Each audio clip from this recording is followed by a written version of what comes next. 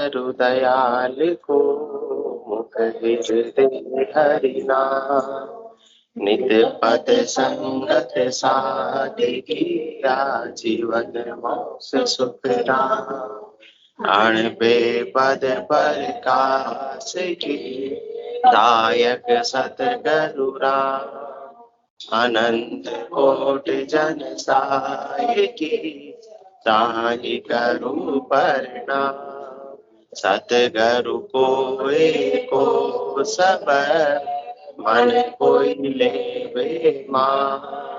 तो सहजे होते हैं संत दास मुश्किल सो आसान। सब धरती कागज करो सब वन कलम कटाए।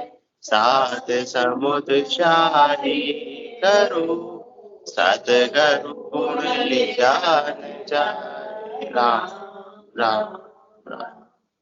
सभी को राम राम। उनका माइक चालू है, माइक बंद कर ले हुए। माइक चालू आ रहा है, माइक चालू है, माइक बंद कर दे हुए।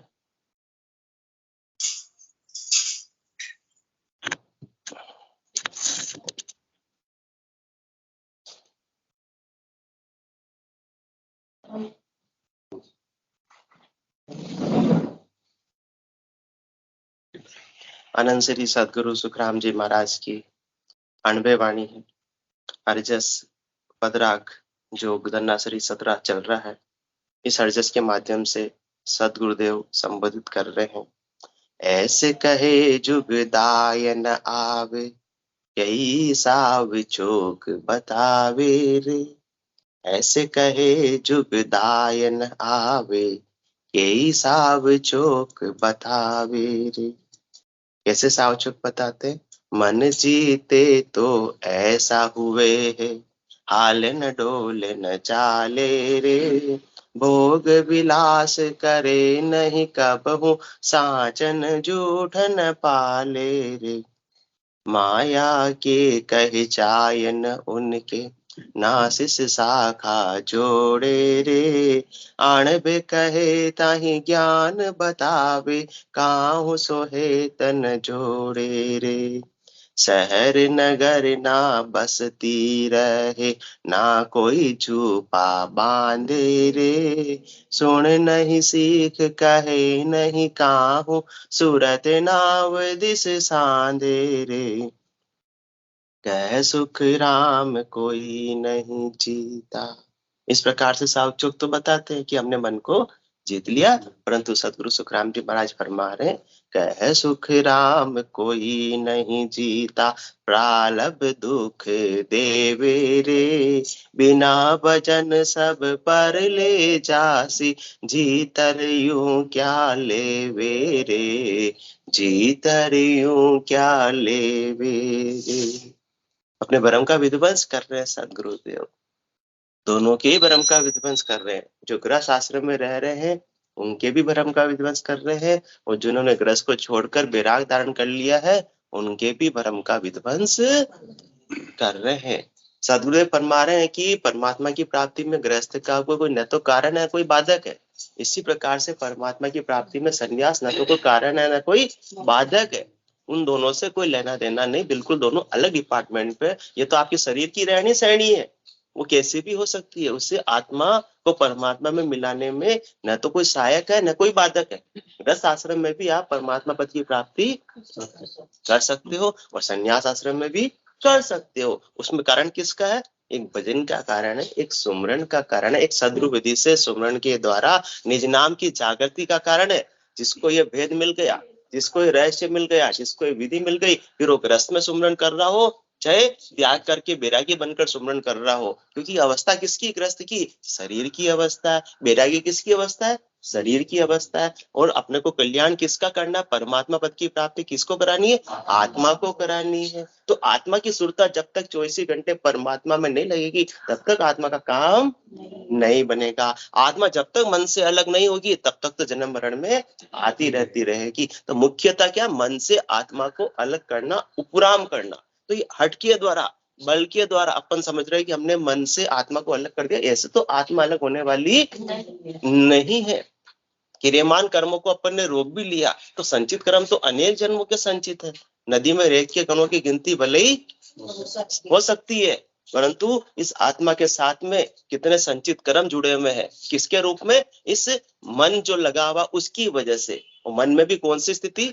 चेतन मन, अवचेतन मन और अचेतन मन। अचेतन मन के माध्यम से इतने सारे संस्कार, इतने सारे कर्म इस आत्मा के साथ में लगे हुए इसकी वजह से, मन की वजह से। पर कहते हैं कि आत्मा के साथ में कर्म लगे हुए क्यों? क्योंकि मन और आत्मा एक में एक हो रही है, इसलिए आत्मा के साथ में जुड़े हुए। बाकी जुड़े किसके साथ में? वो मन के साथ में जुड़े हुए हैं अनेक जन्मों के। क्योंकि ये सूक्ष्म शरीर और आत्मा तो देह बदलती रहती है। स्थूल शरीर 5 तत्वों का 5 तत्वों में मिल जाता है, नाश को प्राप्त हो जाए। सूक्ष्म शरीर मरता नहीं है और आत्मा भी मरती नहीं है। वो एक देह से परिवर्तन करके दूसरे देह में ट्रांसफर हो जाती है, चली जाती है। तो वहां उसके साथ में जो कर्म संचित है वो भी चले जाते हैं। उन कर्मों का फिर निपटारा उस देह के माध्यम से होता है। फिर उस देह में वापस से नए कर्म बन जाते हैं, फिर वापस से अगले देह में निपटारा होता है। ये चक्र चलता ही रहता है जब तक मन साथ में है। जब तक मन से आत्मा अलग नहीं होगी तब तक तो जन्म मरण में आती रहेगी, कर्मों का ऋण बदला देती रहेगी, लेती रहेगी, नए कर्म बंधन बांधती रहेगी। और ये चक्रव्यूह से कभी भी निकल सकती नहीं है जब तक कि मन पर वास्तविक रूप से विजय प्राप्त हो जाए। वास्तविक रूप से विजय मन से बिल्कुल न्यारी हो जावे, अलग हो जावे, तब जाकर काम बनेगा। तेरे कहे तेरे मते जुगे की चालियो मन बायासो किया, अब तो करत लाग सी बिरिया ज्ञान बिड़ला लिया। कैसे कह रही? आत्मा कह रही है, पर तेरे कहने के अनुसार तुम जुगान जुग से चलती रही। जैसा तेने कहा वैसा मैंने काम किया और तेरी वजह से जन्म मरण में आती जाती रही। परंतु आज मुझे ऐसा सदगुरु का दुर्लभ ज्ञान मिल गया, आज मेरे भ्रम का विध्वंस हो गया है, मुझे ऐसी सदगुरु विधि प्राप्त हो गई है, मुझे ऐसा केवल ज्ञान प्राप्त हो गया। अब मैं तेरे साथ रहने वाली नहीं, तेरे से अलग हो गई हूँ, तेरे से उपराम हो गई हूँ। तो किसका कारण है इसके अंदर? मन को मारने का कारण है, मन से अलग होने का कारण है। और वो मन से अलग कैसे हो सकते हैं? भजन के द्वारा ही हो सकते हैं, सुमरन के द्वारा ही हो सकते हैं। ये तो हद के व्यवहार है। हद के व्यवहारों से अपन समझते हैं कि हम मन से अलग हो गए, मन पर विजय प्राप्त कर ली, मन जीते तो ऐसा हुए, हाल लेने चाल लेने डोले रे। ये कोई फालतू की बातें है? ये तो हद के व्यवहार है। और भोग विलास करे नहीं कबू, सांच न झूठ न पाले रे, सब हद के व्यवहार है। ये सब किसकी क्रिया? शरीर की क्रिया है। जबकि न तो शरीर बाधक है न शरीर सहायक है। इसलिए गृहस्थ में भी परमात्मा पद को उतने ही प्राप्त कर सकते हैं जितने संन्यास आश्रम में परमात्मा पद को प्राप्त कर सकते हैं। तो गृहस्थी कहाँ गलती में है? गृहस्थी बस शरीर और संसार के सुखों को ज्यादा से ज्यादा भोगने में ही लगे हुए। मुख्य कार्य क्या? भजन को बिसरा दिया, भूल गए, इसलिए उनकी मुक्ति संभव नहीं है। और जो ग्रस्त का त्याग कर दिया, शरीर से क्या बन गए? बैरागी बन गए। तो उन्होंने क्या किया? वो दुखों की प्राप्ति में ही लगे हुए। ये करना, वो करना, ये नहीं करना, वो नहीं करना, ये खाना, ये नहीं खाना, ये पहनना, वो नहीं पहनना, ये गाड़ी में भी नहीं बैठना, ये पैदल चलना, नंगे पांव चलना, तपती धूप है तो भी नंगे पांव चलना। ये सारा किसको रहने में? ये हद के व्यवहार है, जिससे शरीर को क्या प्राप्त हो रहा है? दुख प्राप्त हो रहा है। तो उसी में उलझ कर रह गए, जबकि मूल कारण किसका है? न तो शरीर को दुख देने से परमात्मा प्राप्त होते हैं, न शरीर को सुख देने से परमात्मा प्राप्त। गृहस्थी सुखी सुख दिए जा रहे हैं और त्यागी दुखी दुख दिए जा रहे हैं, जबकि इन दोनों का कोई परमात्मा की प्राप्ति में कारण ही नहीं है। मूल चीज को, जड़ को, सार चीज को तो अपन ने उसके चक्कर में बिसरा दिया है, भूल गए हैं। जबकि भले ही आप गृहस्थी में हो, चाहे भले ही आप सन्यासी बन गए हो, यदि आप बैठकर भजन कर रहे हो, आपके सतगुरु की सत्ता जागृत है, सत्ता का आनंद ले रहे हो, ध्वनि 24 घंटे आपके आ रही है, तो निश्चित रूप से आप परम पद के वासी बनोगे ही बनोगे। उसमें उसका कोई कारण नहीं है। दोनों के ही भ्रम का विध्वंस कर रहे हैं। अपन गृहस्थी किसमें उलझ गए? बस शरीर से ज्यादा सुख लेना। और बैरागी किसमें उलझ गए? शरीर पर ज्यादा से ज्यादा सुखों का त्याग करना। कैसे मैं त्याग कर दूं, कैसे त्याग कर दूं? तो उन दोनों से परमात्मा पद की प्राप्ति का कोई लेना देना नहीं है। दोनों अपन मूल बात को छोड़कर डाल पत्तों पर ही रह गए। यदि मूल का सिंचन कर लेवे तो हर एक चीज को, पत्तों को, टहनियों को, तने को, डाली को, फल को, फूल को सिंचन करने की आवश्यकता नहीं है। मूल क्या है? भजन। भजन बिना सब पढ़ले जासी। भले ही गृहस्थी हो, वो भी पढ़ले में जाने वाले, वही जन्म मरण में आने वाले। भले ही शरीर का त्याग, शरीर से बैरागी बन गए हो, उनका भी जन्म मरण छूटने वाला नहीं है। आज अपन सोसाइटी में रहते हैं, आपको से नौका ग्रीन में रहते हैं, वहां पर भी ये सब बनती है ना, मंत्रिमंडल बनता होगा, हर साल 2 साल में चेंज होता होगा ना, कि ये सचिव बने, ये कोषाध्यक्ष बने, तो हर बार जो नई टीम बनती है वो कुछ ना कुछ तो चेंज करती है, तब जाके देखिए हम आए। इसी प्रकार से जो पंथ है, जो संप्रदाय किनका बन गया है? बैरागी का भी बन गया। तो उसमें नए नए आते रहते। कौन आते रहते हैं? जो शरीर से संत बन गए हैं। तो जो भी नए आएंगे वो अलग अलग समय पे अपने अपने हिसाब से क्या बना देते? नए नए नियम, कायदे, कानून बना देते हैं कि आपको ये करना, ये नहीं करना, मेहंदी नहीं लगाना। कोई कहते मेहंदी लगा रहे थे, अब कहते मेहंदी नहीं लगाना। अपनी अपनी बुद्धि की विषय, ये सब हदकीय व्यवहार है। इससे परमात्मा पद की प्राप्ति से कोई लेना देना नहीं। और इसी को अपन सब क्या मान लेते? धर्म मान लेते कि हमारे बड़ेरे करते आ रहे हैं और हमारे पूर्वजों ने, संतों ने ये बात बताई है, तो हम इसका पालन कर रहे हैं, इससे हमारा कल्याण हो जाएगा। वो पालन करो, खूब करो, उसकी कोई मनाही नहीं है, परंतु इससे कल्याण होने वाला नहीं। साथ में क्या? भजन बिना सब परले जासी, जीतर यूं क्या लेवे रे। तो एक सोसाइटी की बात है जिसके अंदर भी नए वाले अपनी बुद्धि बताते हैं ना, कि देखो हमने आकर ऐसा कानून बनाया, ऐसा सुधार कर दिया। इसी प्रकार से अनेक समय से जो मत, पंथ, संप्रदाय चले आ रहे हैं, उसमें गद्दी पर तो आसीन जो होते हैं वो चेंज होते रहते हैं। तो वो भी नए नए आते हैं, नए नए कोई ना कोई 1-2 नियम तो बना ही देते हैं, और उनका पालन करने में ही अपन क्या समझ लेते हैं? हम तो पूरे धर्म के मार्ग पर चल रहे हैं, इससे हमारी आत्मा का कल्याण हो जाएगा। जैसे पुराने जमाने में जब अच्छे केवली भगवान थे, संत थे, तीर्थंकर थे, उस समय बिजली थी क्या? थी नहीं, तो बिजली का उपभोग हो ही नहीं सकता था। और आज बिजली है तो कहते हैं कि हमको बिजली का उपयोग नहीं करना। अरे उस समय होती तो हो सकता वो भी करते। उस समय क्या था? पेड़ की छाया थी, तो वो छाया में बैठते थे, वहीं बैठकर क्या करते थे? भजन करते थे, वहीं बैठकर सत्संग चर्चा करते थे। छाया भी देता था वृक्ष और ठंडी ठंडी हवा भी देता था। उस समय बिजली थी ही नहीं, उस समय मोबाइल था। तो आज कहते हैं कि मोबाइल को हाथ नहीं लगाना। ये तो उनको पूछना पड़ेगा, मोबाइल को हाथ लगाना। वो तो कहाँ पधार गए? परम मोक्ष में पधार गए। वो तो कहने वाले हैं नहीं, पीछे से नए नए आते हैं और नए नए अपनी बुद्धि के अनुसार बता देते हैं कि मोबाइल को छूना नहीं। अरे मोबाइल क्या है? क्योंकि माया है। तो जो भी चरम चक्षुओं से नजर आ रहा वो सब क्या है? वो माया है। कोई अपन शास्त्र भी पढ़ रहे हैं, शास्त्र पढ़ रहे हैं कागज का बना हुआ, और इस पर शाही से प्रिंटिंग है, वो भी क्या है? वो भी माया है, क्योंकि वो भी चरम चक्षुओं से नजर आ रही है, वो भी परमात्मा नहीं है। यदि आप मोबाइल को हाथ नहीं लगाते हैं तो फिर किसी अच्छे ग्रंथ को भी हाथ नहीं लगा सकते हो, क्योंकि माया का परिभाषा ही अपने को सही से पता नहीं है। जो भी चरम चक्षुओं से नजर आ रहा सब क्या है? माया है। गो गोचर जहां लग मन जाए, ता लग माया जानो भाई।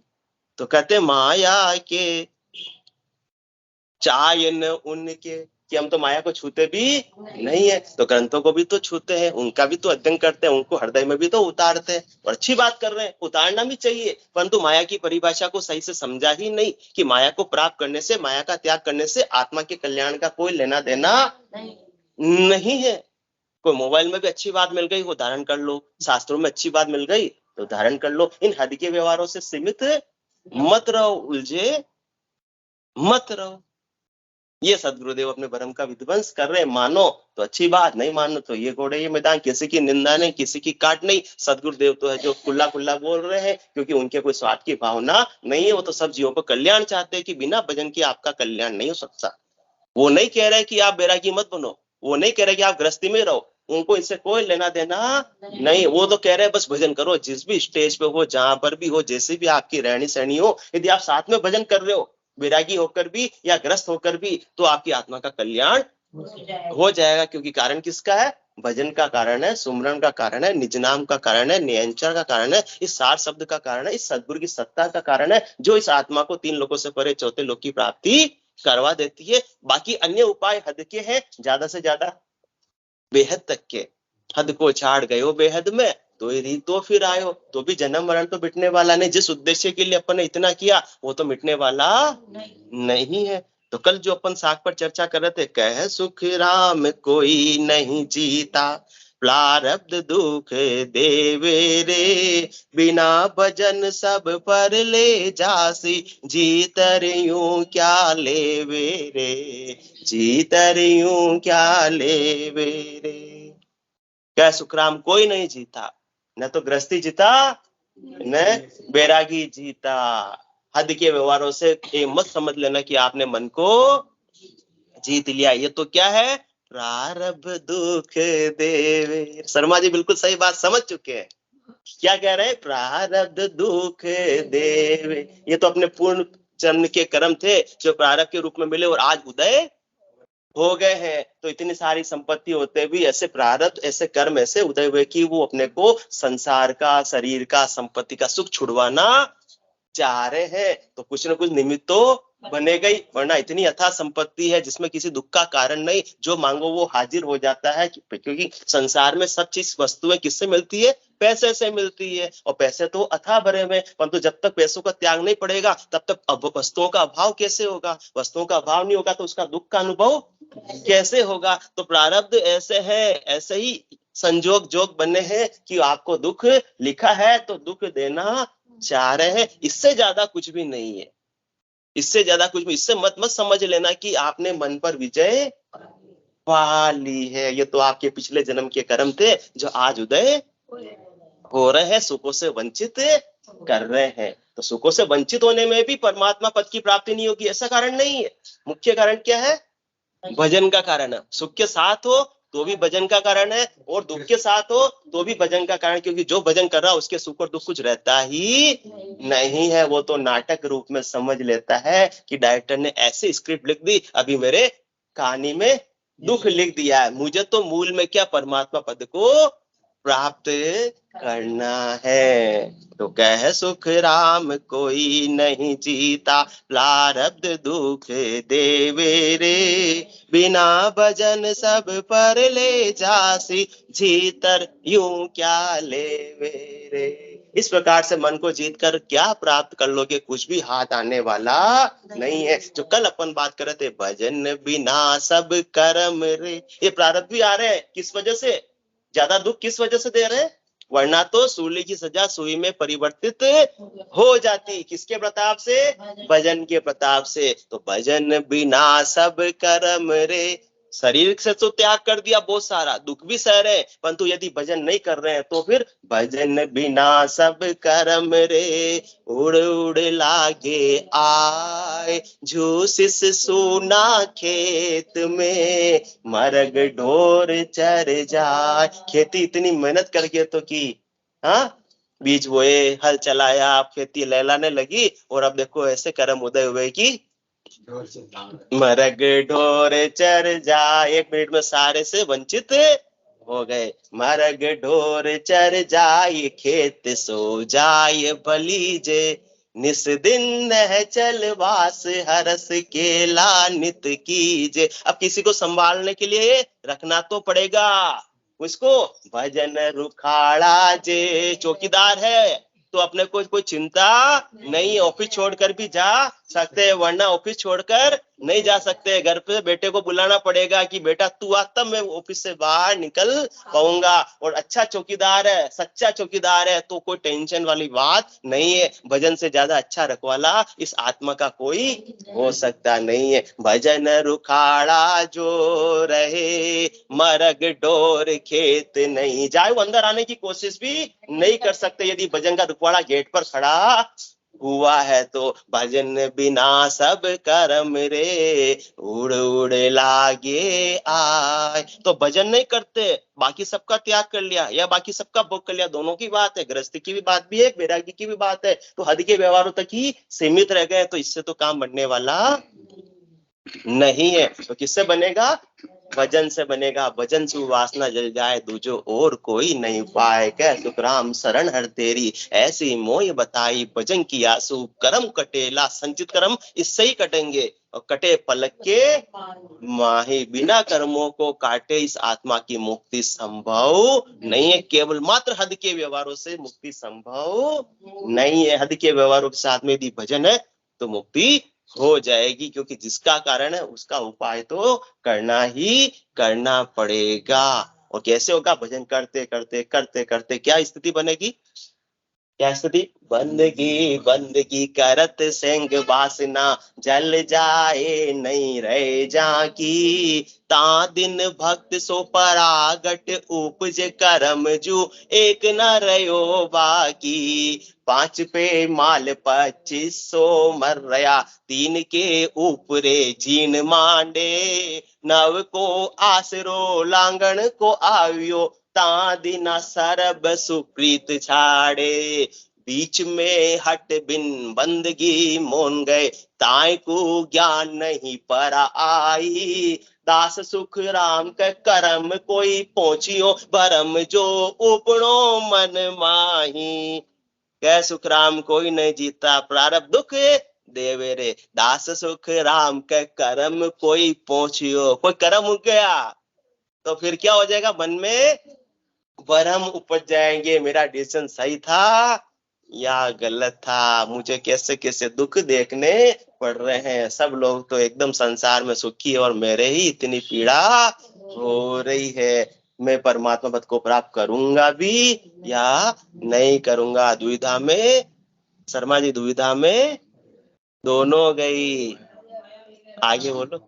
माया मिली ना राम, ऐसे भरम फिर उपज जाता है। प्रारब्ध जैसे जैसे कर्म उदय होते, इसलिए बंदगी बंदगी। आप तो क्या करो, किसी भी स्टेज पे हो, चाहे गृहस्थी में हो चाहे बैरागी हो, क्या करना? बंदगी बंदगी करत सेंग वासना। सुमरन करते करते करते करते आपके मन की सारी वासनाएं खत्म हो जाएगी। मन अपमन से निज मन में परिवर्तित हो जाएगा। बंदगी बंदगी करत सिंह वासना, जल जाए नहीं रहे जाकी। ता दिन हद के व्यवहारों से तो वासनाएं समाप्त होने वाली नहीं है। ता दिन भक्त सो परागट, उपजे करम जू एक न रयो बाकी। भक्ति करते करते करते करते सीढ़ी चढ़ते चढ़ते पहली सीढ़ी पर चढ़े, पहले पंक्ति पर चढ़े, तब जाकर आखिरी पंक्ति पर पहुंचेंगे। तो चढ़ते चढ़ते चढ़ते चढ़ते ऊपर पहुंच जाएंगे तो अपने को क्या प्राप्त हो जाएगी? मंजिल प्राप्त हो जाएगी। तो बंदगी बंदगी करत सिंह वासना, जल जाए नहीं रहे जाकी। ता दिन भक्त सो परागट, उपज करम जू एक न रयो बाकी। उस दिन, जिस दिन ऊपर, बिल्कुल ऊपर की लास्ट पंक्ति पे आ जाएंगे, ता दिन भक्त सो परागट उपजे। उस दिन ऐसी भक्ति की, भजन की पराकाष्ठा, परम स्थिति, सर्वोच्च स्थिति, ऊपर की स्टेज पर आप पहुंच जाएंगे कि कर्म जो एक ना रहो बाकी। कर्म किसके साथ रह गए? नीचे मन के साथ में रह गए और आत्मा ऊपर चली गई।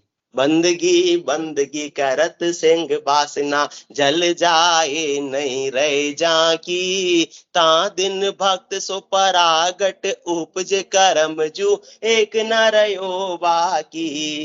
5 पे माल 2500 मर रया।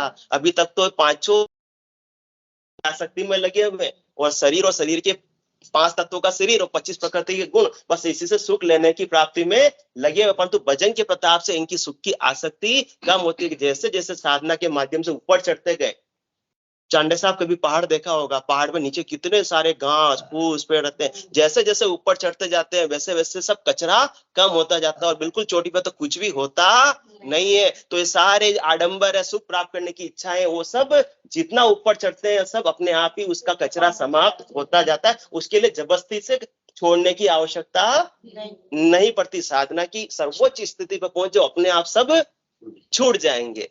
बंदगी बंदगी करत सिंह वासना, जल जाए नहीं रहे जाकी। ता दिन भक्त सो परागट, उपजे करम जू एक न रहो बाकी। 5 पे माल 2500 मर रया, 3 के ऊपरे चीन मांडे।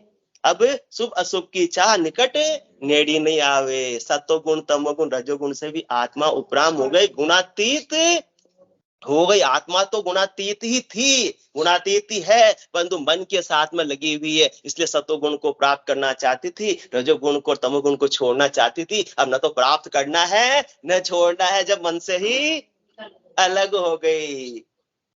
3 के ऊपरे जीन मांडे, नव को आसरो लांगण को आवियो, ता दिन सरब सुप्रीत छाड़े। 5 प्राणों मन बुद्धि चित्त अहंकार ये नवतत्लिंग शरीर से भी अब आत्मा चढ़ती चढ़ती ऊपर भजन के प्रताप से उपराम हो गई, अलग हो गई। तो अब मन के अनुसार चलती नहीं, बुद्धि जैसे कहती है वैसे करती नहीं, वो तो परमात्मा के नाम और निज नाम का आनंद लेने में गरकाब रहती है। मन तो कहाँ ले जाता है, शरीर संसार के सुखों में। बुद्धि कहाँ ले जाती है, 1 घंटे सत्संग में जाएगा, उससे अच्छा दुकान पे चल, ग्राहक तेरे आएंगे, कमाई होगी।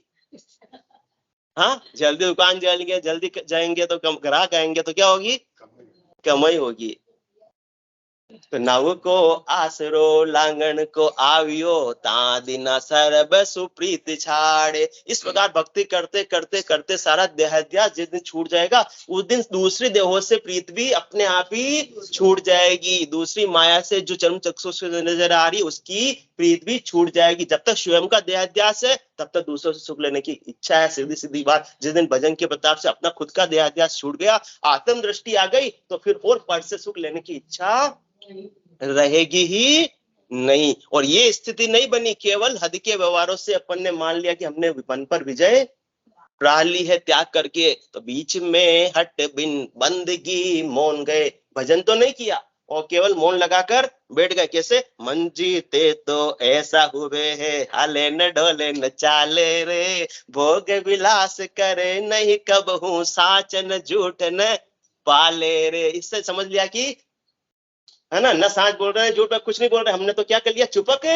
लगा ली। बीच में हट बिन बंदगी मौन गए, ताई को ज्ञान नहीं परा आई। उनको भक्ति की परम स्थिति पर, सर्वोच्च स्थिति पर, चरम सीमा पर अभी वो पहुंचे नहीं है। वो तो ज्ञान सुन सुनकर कि हाँ भाई ज्ञान में ऐसी बात बताइए, तो बस हमने मन पर विजय प्राप्त कर लिया। मन से मुखार से कुछ बोलते नहीं, पर अंदर तो मन बोल रहा है, कुछ बोलने की इच्छा हो रही है, परंतु वाणी से अपन निकाल शब्दों को नहीं रहे। तो मन तो क्या बन गया, फिर बैटल फील्ड बन गया, युद्ध का मैदान बन गया, द्वंद बन गया। बोलूं नहीं बोलूं, कैसे बोलूं, चल तो पट्टी मंगाओ, पेपर मंगाओ, उस पर लिख के दूं, और तो क्या करूं। फिर मैं दिन भर इसी सोचने में मेरा निकल जाता है। तो बीच में हट बिन बंदगी मौन गए, ताय को ज्ञान नहीं पर आई। दास सुख राम का करम कोई पोतियो, भरम सो उपणो मन माही। तो इस प्रकार से जीव दुखी और सुखी होता रहता है। तो हद के व्यवहारों से आप मत समझ लो कि आपने मन को जीत लिया है। मन को तभी जीत पाओगे जब सुमरण और भजन की रीत गढ़ के भीतर बनेगी, और मन से आप अलग हो जाओगे, उपराम हो जाओगे। मैं जग में रहूं तो जैसे जल में कमल का फूल रहे। समंदर में जहाज होता है, परंतु वो डूबता नहीं, वो ऊपर ऊपर से तैरता रहता, स्वयं भी पार हो जाता है, दूसरों को भी पार करा देता है। और जिसने पानी को अंदर प्रवेश करा लिया, वो डूब जाता है। इसी प्रकार से जिसने संसार की माया को, मन को हृदय में प्रवेश करा लिया, तो वो तो भवसागर में डूब जाता है। और जो संसार के व्यवहार सहज सहज में करते हुए, चाहे ग्रस्त में हो चाहे संन्यास में हो, सहज सहज में संसार के व्यवहार करते हुए भजन सुमरण में लगा हुआ रहता है, तो वो भवसागर से पार हो जाता है। तो और सदगुरुदेव खुलासा कर रहे हैं अपने को कि ये जो अपन हद के व्यवहार कर रहे हैं, ये ऐसे हद के व्यवहार तो कोई भी कर सकता है। इससे ये मत समझ लेना कि आपने मन को जीतकर परमात्मा पद की प्राप्ति कर ली है। तो अपन थोड़ा सा और खुलासा कर रहे हैं। क्या करते हैं, सुनो सब कोई नवो निध होई, कह सुख रामा बिना सुन श्यामा, व्रथा बिन भक्ति भेष ग्रह धामा। क्या फरमा रहे, कह सुख रामा बिना सुन श्यामा, व्रथा बीन भक्ति भेष ग्रह धामा। जब तक आप परमात्मा की भक्ति नहीं कर रहे हो, नाम का सुमरण नहीं कर रहे हो, चाहे आप भेषधारी हो, चाहे गृहस्थी में हो, चाहे कपड़े रंगाकर पहने हो, चाहे सामान्य कपड़े पहने हो, सब बेकार है, सब व्यर्थ है। इससे आपकी आत्मा का कल्याण होने वाला नहीं। आत्मा की कल्याण किससे होगा? भक्ति से होगा, भजन से होगा, सुमरण से होगा। केवल हद के व्यवहार करने से तो सदगुरुदेव खुलासा कर रहे हैं कि जैसे अपन ने कल बात की, भोग विलास करे नहीं कबहू, साचन झूठ न पाले रे। तो सदगुरुदेव फरमा रहे, हीन पुरुष जति जोर, काच सपने नहीं खोले।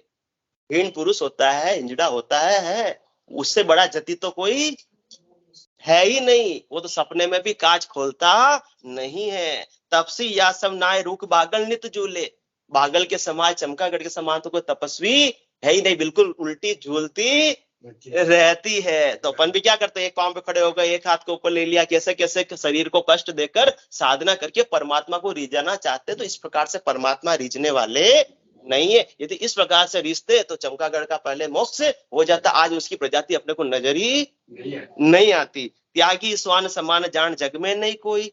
कुत्ते के समान कोई त्यागी है? कल भी अपन ने ये वाली बात की थी। भेड़ सरोवर अंग फेर गरीबी नहीं हुई। भेड़ कितना गरीब होता है, बिल्कुल भेड़ चाल, हाँ, खुद की कोई बुद्धि नहीं लगानी, जैसे चाल चाल रहे चल रहे, बीच में लकड़ी रख दो।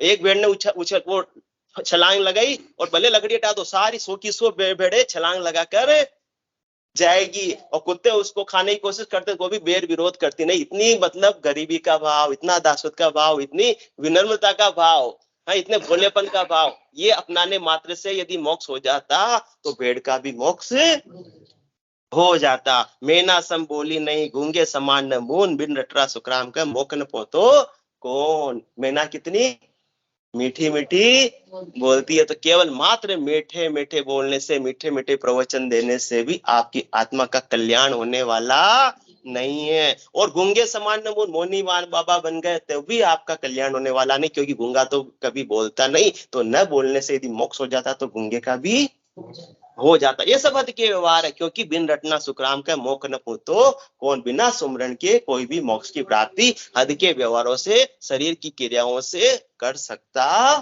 नहीं है। झरना जमी समान रुग सम सती न कोई, दाता इंद्र समान सिद्ध पारस सम लोई। पवन एकुकार भूत सम नाय सयाणी, लाख कोस की बात बस्त सिकोतर जानी। ये अंगमत लचपौतिया फिर बहुता में होय, बिन रटना सुखराम के मोक्ष न पहुंचे कोई।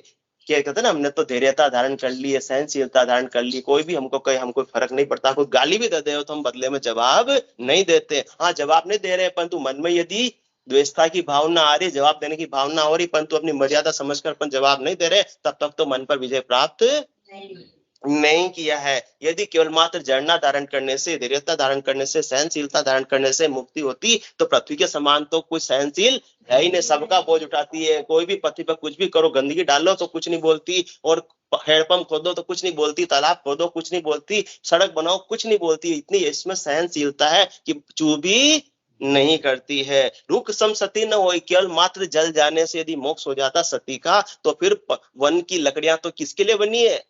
जलने के लिए बनी है। तो उनका भी मोक्ष हो जाता। वो भी तो जीव है। 84 लाख जीवा जीवन में वनस्पति भी एक जीव है। दाता इंद्र समान सिद्ध पारस सम लोई। इंद्र समान, इनके समान को दाता नहीं। सब जगह क्या बरसाते हैं? वो बारिश करते हैं, जिससे फसल उपस्थित, जिससे अपन सब पानी की व्यवस्था होती है, खान पान की व्यवस्था होती है। तो केवल मात्र दान देने से मोक्ष होने वाला नहीं है। सिद्ध पारस हम लोग केवल सिद्ध बन गए हैं करामात करतूत से, तो इससे भी मोक्ष होने वाला नहीं है, क्योंकि पारस भी तो एकदम सिद्ध है। किसको? लोहे को सोने में परिवर्तित कर देता है। पवन एकुकार भूत सम नाय सयाणी। भूत स्टेचू, चांडे साहब स्टेचू, मूर्ति, मूर्ति के समान को सयाना है क्या? हाँ, कपड़ा आन ओढ़ाए ले चले, दिल माए रिजना रीस आवे।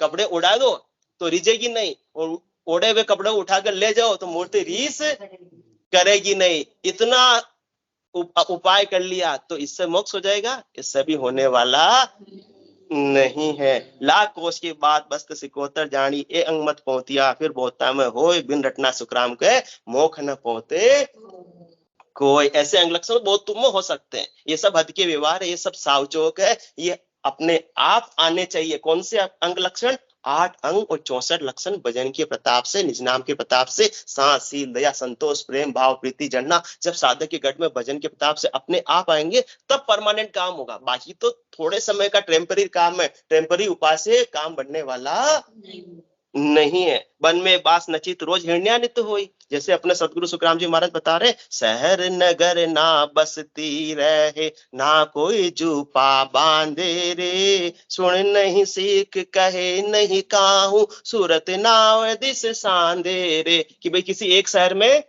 नहीं रहते हैं तो चलो वन में चलो, जो वन में बास नचित रोज हिरण्यानित होई, वन में तो कौन रहती है? निश्चिंत रहती है। शहर में आ जाए तो घबरा जाए, हम कहाँ गए। तो हिरण निश्चिंत रहती है, तो वन में रहने से यदि मोक्ष हो जाता तो हिरण का भी हो जाता। मूसो गुफा बनाए, चूहा का रहता बिल में, तो कुछ गुफा में जाकर बैठ गया समाधि लगाकर, जड़ समाधि लगाकर, तो फिर चूहा भी तो गुफा में रहता है, बिल में रहता है। सिंह संग रहने कोई, और सिंह तो अकेला रहता है। इस प्रकार से कोई शिष्य शाखा नहीं बांधता है और अकेला रहता है, तो उसका शेर का भी मोक्ष हो जाता। बेस्टीली बहुत किया, क्रिकेटे होता है, रंग बताता, कभी कौन से कपड़े कभी कौन से कपड़े। इसी प्रकार से अपन ने क्या कर लिए, सामान्य कपड़े पहने थे और कौन से पहन लिए, गेरुए पहन लिए। शर्मा जी ने बता दिया, कभी सफेद पहन लिए, कभी हरे पहन लिए, कभी काले पहन लिए, कभी नीले पहन लिए।